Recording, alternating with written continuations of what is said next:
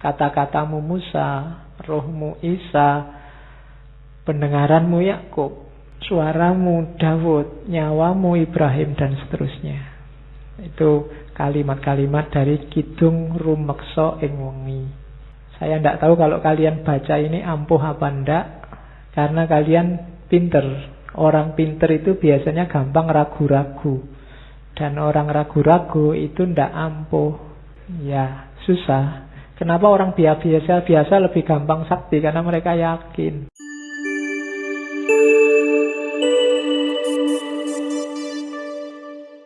Nah, ini yang paling terkenal dari Sunan Kalijaga, namanya Kidung Rumeksa ing Wengi. Kalau zaman dulu orang Jawa disuruh dibaca kalau malam. Bahasa fenomenologi agama ini sejenis mantra. Bahasa kita namanya doa. Doa tolak balak versi Jawa. Kenapa sih kok Sunan Kalijaga tidak ngasih doa-doa yang bahasa Arab? Lagi-lagi hubungannya sama audiens. Audiennya orang Jawa. Daripada diajari bahasa Arab mungkin bisa menirukan, tapi tidak ngerti maksudnya. Sementara doa itu kan meminta sesuatu. Minta sesuatu ya harusnya kita paham yang diminta apa. Kan sering kita itu apal doa tapi tidak ngerti artinya. Wong doa itu minta, kita tidak jelas minta apa. Kadang-kadang doa kita apalan, sambil berdoa, sambil tangannya wil-wil, sambil apa, sambil tidak jelas. Loh itu Allah yang dimintai lah, ya bingung, kamu itu minta apa? Maka Sunan Kalijaga ngasih versi Jawanya, namanya Kidung Rumeksa ing Wengi. Agak panjang, cuma saya potong bagian awal sama bagian akhir. Silahkan dipelajari sendiri. Cuma yang tak kasih tanda-tanda kuning itu bagian-bagian akhir. Menurut saya unik. Nama-nama nabi dan sahabat yang disebut oleh Sunan Kalijaga dengan kualifikasinya masing-masing. Ini silahkan nanti, menurut saya kidung ini bisa kamu bikin tesis atau bahkan disertasi. Coba perhatikan itu ya, kita lihat sebentar. Otakku adalah sis, Nabi Sis. Bayangkan hubungannya apa Nabi Sis sama otak. Nabi Sis ini dikenal sebagai mbahnya tradisi yang oleh Syed Hussein Nasr disebut Saintia Sakra, manusia ilmu sakral. Sis dikenal sebagai manusia bijaksana yang pertama. Nabi Sis ini anaknya Nabi Adam yang keenam. Nabi Sis ini lahir sendirian. Nabi Adam itu anak pertama, kedua, ketiga, keempat, kelima itu kembar. Nabi Sis tok yang sendirian. Setelah itu yang ketujuh dan seterusnya kembar lagi. Itu Nabi Sis. Nanti di dalam Khazanah Jawa, Nabi Sis ini diceritakan beliaulah yang melahirkan orang-orang utama yang oleh tradisi kuno dikenal karena pinter, bapaknya pinter, anak-anaknya juga pinter, dikenal sebagai dewa-dewa. Itu Nabi Sis. Terus pangucapku ya Musa. Kalau ini masuk akal. Musa kan dikenal sebagai kalimullah, teman ngobrolnya Allah. Maka kata-kataku ini kayak Musa. Nafasku Nabi Isa. Ini masuk akal juga kan, Nabi Isa itu ruhullah. Tidak, Maryam melahirkan Isa tidak pakai suami, jadi langsung ruh Allah ditiupkan. Maka Nabi Isa dikenal sebagai ruhullah. Nabi Yakub pamiarsaning wang. Nabi Yakub pendengar, Nabi Daud jadi suara. Kalau Nabi Daud jelas dikenal suaranya indah. Kalau Nabi Yakub itu orang yang pada akhirnya nanti diceritakan buta tapi waskito. Meskipun diceritain oleh anak-anaknya bahwa Nabi Yusuf begini begitu dimakan oleh serigala macam-macam, tapi beliau waskito. Andalannya pendengarannya karena selalu nyambung dengan Allah, selalu mendengarkan. Kalau bahasa Jawanya sasmito gaib. Nabi Ibrahim nyawaku. Ini hubungannya sama Nabi Ibrahim itu nyawanya kayak rangkap, sudah dibakar seperti itu tapi masih bisa hidup lagi. Punya vitalitas hidup yang luar biasa, semangatnya mencari kebenaran luar biasa. Maka Nabi Ibrahim nyawaku. Nabi Sulaiman, bukan, tulisannya memang Sulaiman ya. Ya, jadi Sulaiman disebutnya Sulaiman. Itu yang bikin Ustadz Fahmi Basa yang dari Jakarta itu menganggap bahwa Sulaiman ini dari asal kata Sulaiman, dan Candi Boko itu istana Ratu Balkis yang singgasananya satu diambil oleh pengawalnya Nabi Musa, dan singgasana itu jatuh sekarang jadi Borobudur. Nabi Musa dikenal sakti, ngomong sama binatang, bisa menaklukkan angin dan macam-macam. Maka Nabi Sulaiman kesekten mami. Nabi Yusuf yang paling cakep. Nabi Yusuf rupeng wang, rupaku Nabi Yusuf. Bacalah mantra ini, siapa tahu kamu jadi ganteng. Ya, lo kan ada khasiatnya sendiri-sendiri itu setiap kalimat itu. Mantra itu kan semacam punya daya sugestif yang bisa mempengaruhi hidup kita. Makanya orang dulu sangat takut dengan ngomong jelek, karena ngomong jelek yang mempengaruhi hidupmu jadi jelek. Idris ing rambutku. Nabi Idris ada di rambut. Rambut itu fungsinya apa? Untuk melindungi kepala, melindungi otak. Juga bikin kamu ganteng. Dan Idris memainkan fungsi itu, karena Idris dikenal sebagai teknisi, ilmuwan pertama. Ilmu yang melindungi hidup kita. Itu Idris. Ali Abu Bakar, Umar, Utsman. Ali kulitnya, Abu Bakar darahnya, Umar dagingnya, Utsman tulangnya. Teladanilah dari 4 khalifah ini dengan karakternya masing-masing dalam hidupmu. Seraplah etos religius keberagamaan mereka. Ali di kulit, Abu Bakar di darah, Umar di daging, dan Utsman di tulang. Sumsumnya Fatimah, Siti Aminah, Bayuning Angga. Ini semacam ngomong jasmaniah sama rohaniah.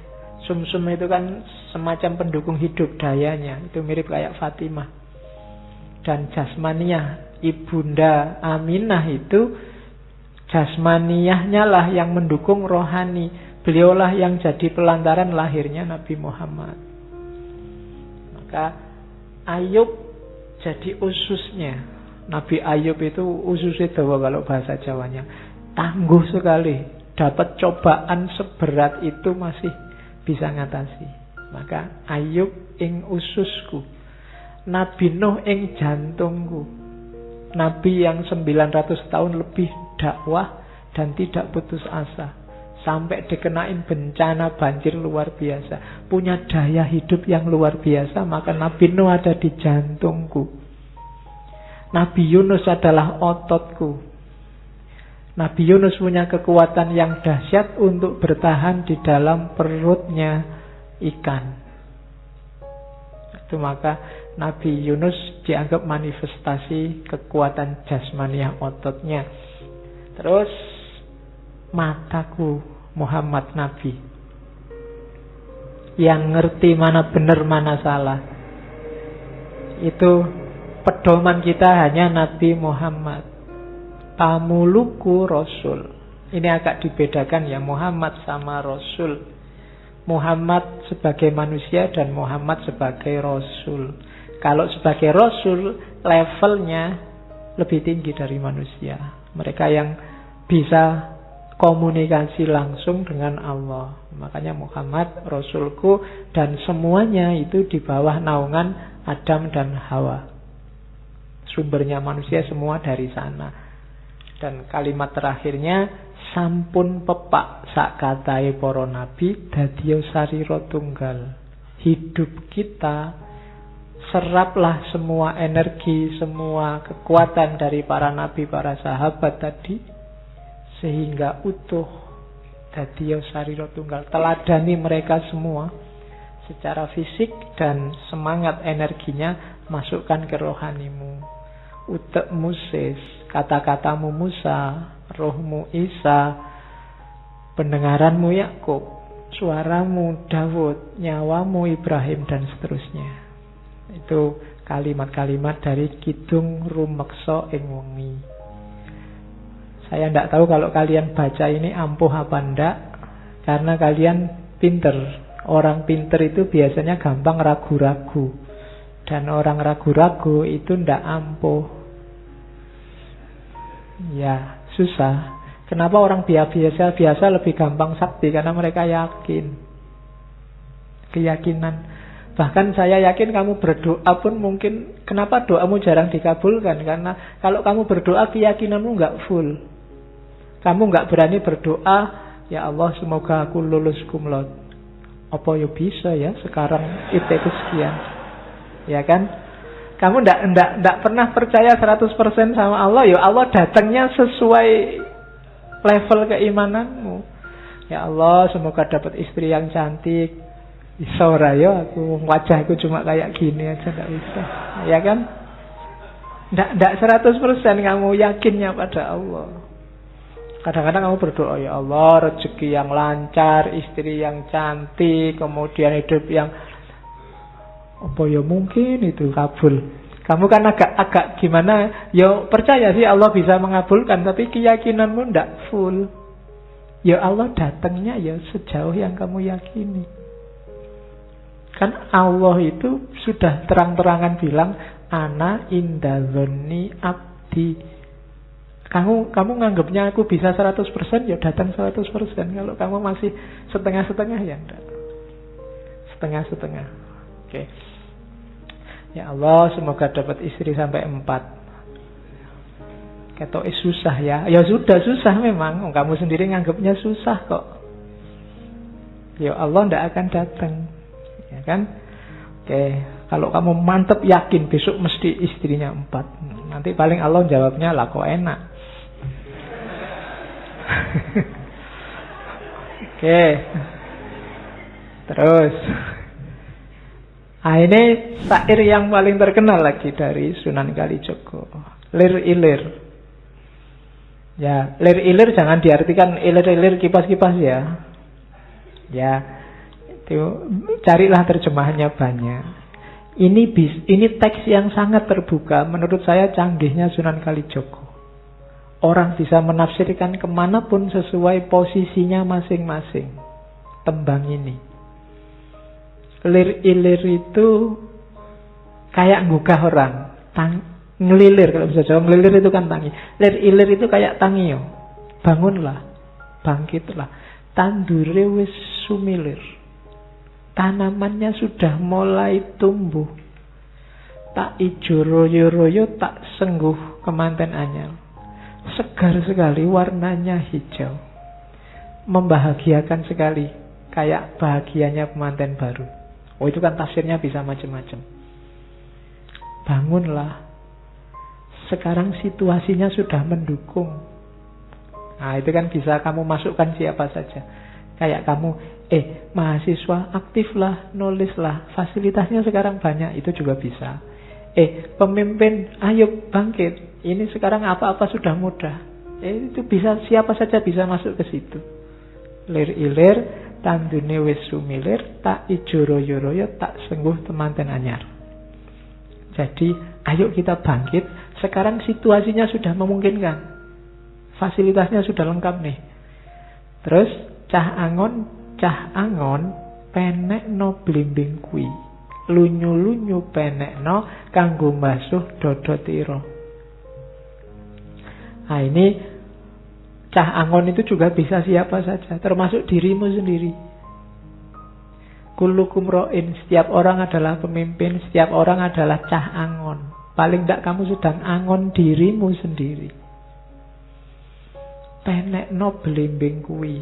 Ibaratnya pakai belimbing ya. Banyak keutamaan-keutamaan yang memang jumlahnya 5. Rukun Islam, Pancasila. Banyak yang isinya 5. Bahkan sebelum ada Pancasila Indonesia itu kan ada di Jawa dulu Pancasilanya Buddha. Itu juga isinya mirip kayak Ten Commandment-nya, 10 perintah Tuhannya Musa, jangan membunuh, jangan bohong dan macam-macam. Itu juga belimbing. Lunyu-lunyu penekno kanggo basuh dodot ira. Meskipun licin harus kamu panjat. Meskipun susah, keutamaan itu harus kita panjat. Kanggo basuh dodot ira, untuk membersihkan, untuk mencuci baju kita. Ya, baju itu ibarat dari diri kita, untuk membersihkan diri kita. Wahai para pemimpin, termasuk pemimpin dirimu sendiri, naiklah, panjatlah blimbing itu, lakukanlah keutamaan-keutamaan itu, jalankan yang baik-baik itu meskipun susah. Untuk apa? Untuk membersihkan dirimu, untuk membersihkan diri kita. Kenapa sih harus dibersihkan? Dodot ira kumitir bedah ing pinggir. Dondomono jlumatono kanggo sebo mengko sore. Ya, dodot itu baju. Ya, tadi kita artikan diri. Bajumu itu kan dodot ira, itu robek pinggirnya. Dodot itu kalau Jawa mungkin lebih ke jarit. Orang Jawa itu kan meskipun laki-laki dulu kan bawahnya pakai jarit. Bajumu itu sekarang sedang sobek pinggirnya, ndak utuh. Ya karena nafsu. Maka jahitlah, rawatlah biar bagus. Untuk apa? Untuk sebo mengko sore. Sebo itu menghadap. Sebo kalau orang Jawa menghadap ke raja, menghadap ke orang yang dimuliakan, itu sebo. Untuk biar nggak malu kalau ketemu Tuhan, jahitlah bajumu, perbaiki dirimu. Mumpung padang rembulane, mumpung jembar kalangane, mumpung masih jelas, masih terang mana benar mana salah, mumpung kesempatan itu datang, mumpung tandure wis sumilir, tak ijo royo-royo, tak sengguh maten anyar. Ayo melakukan suluk, memanjat blimbing meskipun lunyu. Dan terakhir, ya sura'o sura'iyo. Ini surah itu disuruh bilang, sudah ya, sudah tak kasih tahu, ayo bilang iya. Jangan bilang tidak. Karena ini memang tugas kita sebagai manusia. Surah, oh surah, iya, kalau ada perintah yang baik, iya kan, jangan ditidakkan, jangan didiskusikan kelamaan, nggak jalan-jalan. Ayo diiyakan aja terus dijalani. Yo surah, oh surah, yo. Ini teks yang terbuka, bisa masuk kemana-mana dan pada siapa saja. Itu lir-ilir. Ini nasihat Sunan Kalijaga pada Sunan Tembayat. Sunan Tembayat itu mantan Bupati Semarang zaman itu. Saya ambil karena terkenal juga, sering disebut orang. Jadi urip iku nang donya tan lami. Umpamane jebeng menyang pasar, jebeng itu engkau, sekiranya engkau ke pasar, tan langgeng ning pasar bae. Tan wurung nuli mantuk. Mring wismane sangkane uni. Jadi hidup di dunia ini tidak selamanya. Hidup di dunia ini kayak kita pergi ke pasar. Ya seneng sih, di pasar itu ada macam-macam. Yang kita butuhkan ada. Tapi tan langgeng ning pasar bae. Kita tidak akan selamanya ada di pasar. Emangnya ngapain kita di pasar terus? Wong pasar itu ada masanya. Pasti akan pulang. Pulangnya kemana? Mring wiswane sangkaning uning. Ke rumahnya asalnya dulu. Jadi hidup di dunia ini kayak orang ke pasar. Ibu pergi ke pasar, nah, itu kan pasti pulang. Kecuali ibunya jalan-jalan dulu. Tapi lama-lama juga pasti pulang. Ya kecuali minggat. Itu kan wong ngeyel, kamu kan selalu begitu. Oke, jadi pasti kembali ke rumah. Kita pasti akan kembali ke asal. Itu nanti ajarannya kan namanya sangkan paraning dumadi. Kita asalnya dari mana akan kembali ke situ.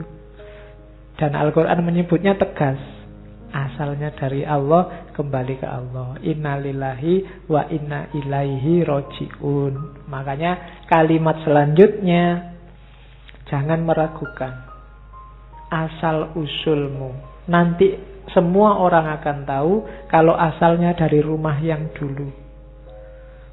Kamu nggak usah ragu-ragu. Kalau sudah dibilangi ilaihi roji'un, pasti nanti kembali ke Allah kok. Sebelum keliru, yakini sekarang daripada terlambat. Semua kita akan kembali ke rumah yang dulu. Jangan sampai tersesat.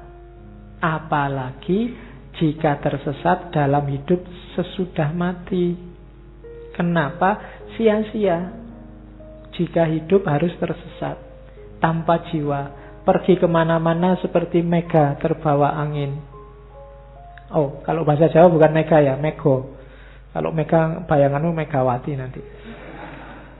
Seperti mega terbawa angin, orang bayangke ya Bu, mega terbawa angin. Akhirnya jadi hujan. Jadi hidup kita ini jangan ngawur. Kalau ngawur nanti sia-sia. Kadang-kadang mungkin kita terbang, naik ke atas. Kita jaya, kita sukses luar biasa. Akhirnya ya jadi hujan, akan kembali lagi. Jadi ingat, apapun peristiwanya tetap ilaihi roji'un.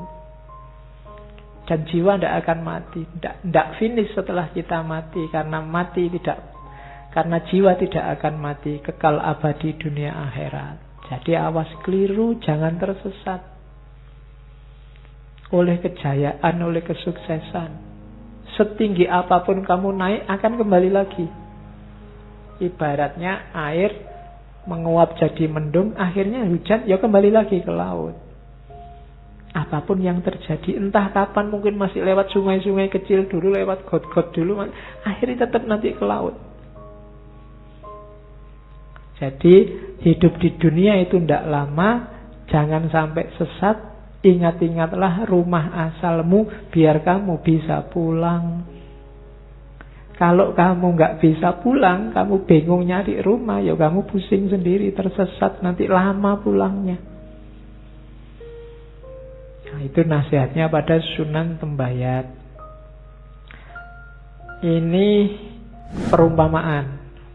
Sama kayak Hamzah Fansuri kemarin. Karena kemarin saya ngangkat perumpamaan, kita juga ngangkat perumpamaan dari Sunan Kalijogo. Ada banyak.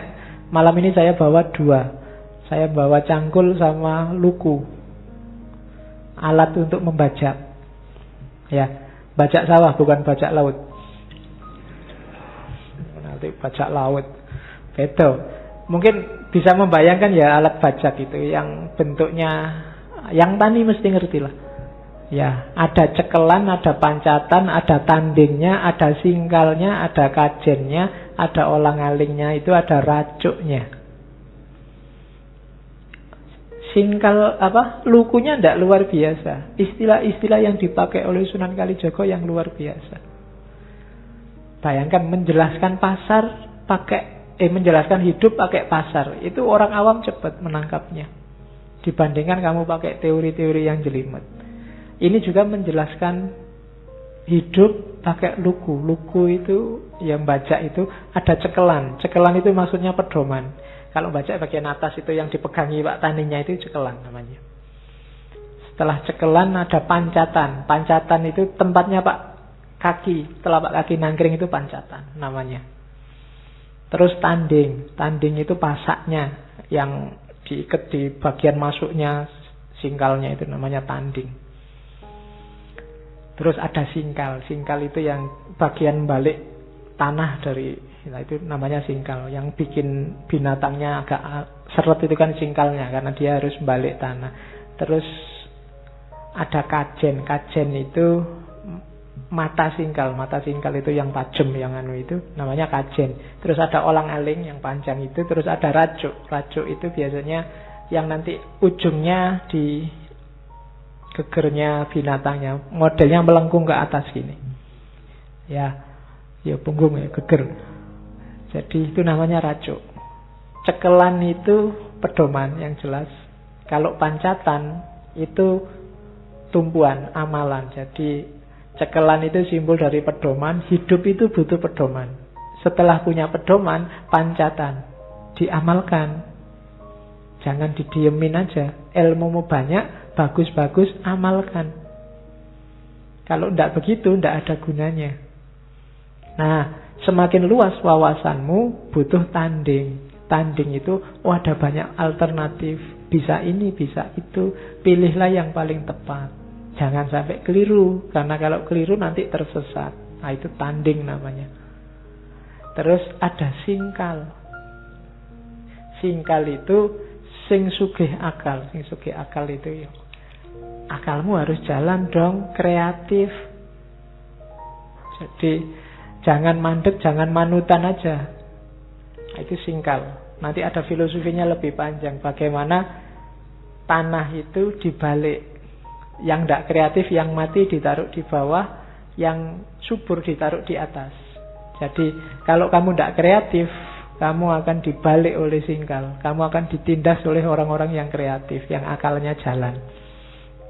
Itu singkal. Terus ada kajen. Kajen itu dari kata kasawijen. Jadi fokus. Biar singkal, tanding, pancatan, cekelan efektif, harus fokus. Kalau nggak fokus nanti garap sawahnya orang lain. Yo, sukanya nyeramai orang, dia sendiri rusak. Tidak bisa, harus kajen, harus fokus, bersatunya pikiran, perbuatan, dan cita-cita. Jangan lupa ada olang-aling. Dalam hidup itu banyak penghalang. Karena itu pada akhirnya semuanya adalah racuk. Racuk itu mengarah ke pucuk. Ya. Itu mungkin yang dipakai jargon oleh teh itu. Mengarah. Ya, mengarah ke pucuk. Yo kamu saya ini bikin teh mereknya racuk. Ya, mengarah ke pucuk. Maksudnya apa? Orientasi dari semua yang kita lakukan itu tetap harus ilaihi roji'un, kepada Allah, ngarah ke puncak. Nah itu lugu. Itu kalau ndak orang cerdas luar biasa susah bikin analogi. Ndak cuma memaknai tapi bikin sealat-alatnya. Nah itu Sunan Kalijaga. Saya bawa juga cangkul. Cangkul itu kan komponennya 3. Paculnya, bawaknya, sama dorannya. Pacul itu ya yang tajamnya itu yang dipakai macul. Bawak itu lingkarannya yang nanti dipakai nancepnya tiang. Nyangkepnya pegangannya itu. Terus doran itu pegangannya itu. Itu juga istilahnya istilah filosofis. Pacul itu adalah ngipatake barang kang mecucul. Ada yang bilang ngipatake barang yang muncul, menyingkirkan yang jelek-jelek. Jadi dalam hidup kita harus punya pacul, harus punya mekanisme untuk menyingkirkan nafsu, menaklukkan yang jelek-jelek. Kalau kita tidak punya pacul, hidup kita akan rusak. Karena kejelekan pasti datang. Apakah itu pikiran jelek, niat jelek, keinginan jelek. Kalau kita tidak punya mekanisme menyisihkan yang jelek, maka hidup kita akan rusak. Kita harus punya pacul. Nah, untuk bisa sukses, kita tidak boleh males. Maka perlu bawa. Bawa itu obaing awak. Berusaha jangan diam saja untuk menyingkirkan yang jelek-jelek. Nah, selain kamu harus gerak, kita juga butuh doran. Doran itu singkatan dari ndonga marang pangeran. Yo, kita gerak sih usaha tapi jangan lupa Allah yang bisa intervensi sukses atau tidaknya, maka berdoalah. Jadi singkirkan yang jelek-jelek, berusahalah dan berdoalah. Lahirnya pacul. Susah ya. Meskipun kalau kamu lihat pacul kan bayanganmu nggak ke sana. Padahal maunya Sunan Kalijaga ada filosofi di balik itu. Itu yang saya sebut tadi. Semakin tinggi wawasanmu, sekarang ada makna baru. Kalau dulu pacul, ya pacul aja. Tapi sekarang ada konotasi baru terhadap pacul. Oke, itu yang ketika Sunan Kalijaga dikritik oleh wali yang lain tentang gayanya ini, dia bilang tenang aja, nanti lama-lama yang pinter-pinter akan bisa mengungkap rahasia kebenarannya.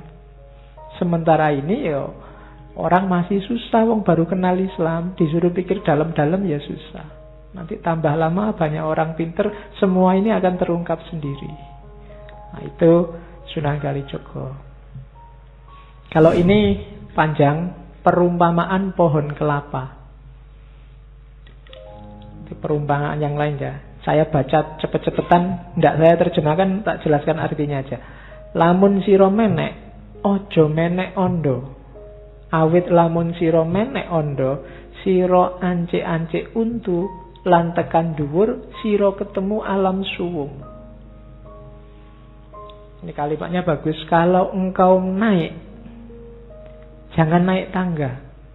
Karena kalau engkau naik tangga, kamu melewati anak tangga demi anak tangga, sampai di atas kamu hanya ketemu kekosongan.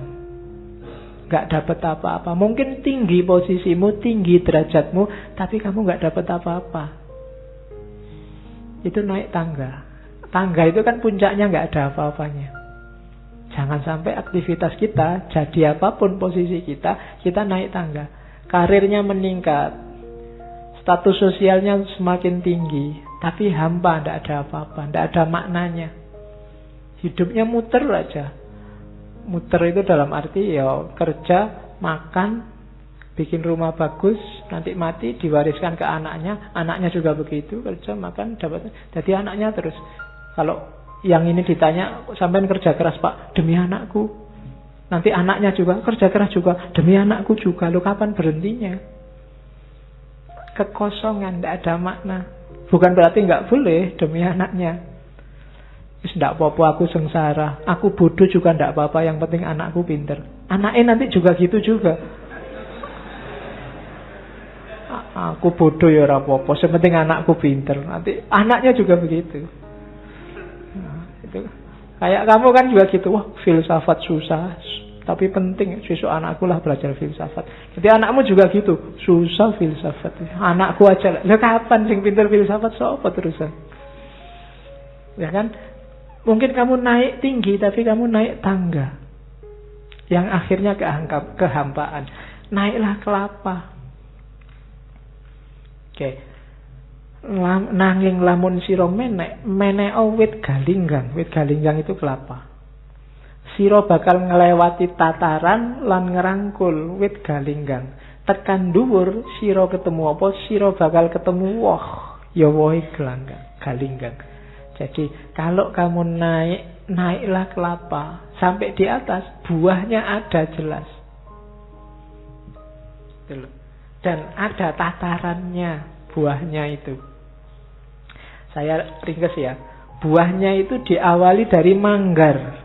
Setelah manggar ada bluluk, terus cengkir, terus degan, terus kelopo. Ada levelnya. Kematangan ilmu, kematangan beragama, kematangan hidup itu harus step by step sesuai levelnya sampai puncak. Di luarnya perangan jobo siro ketemu apa?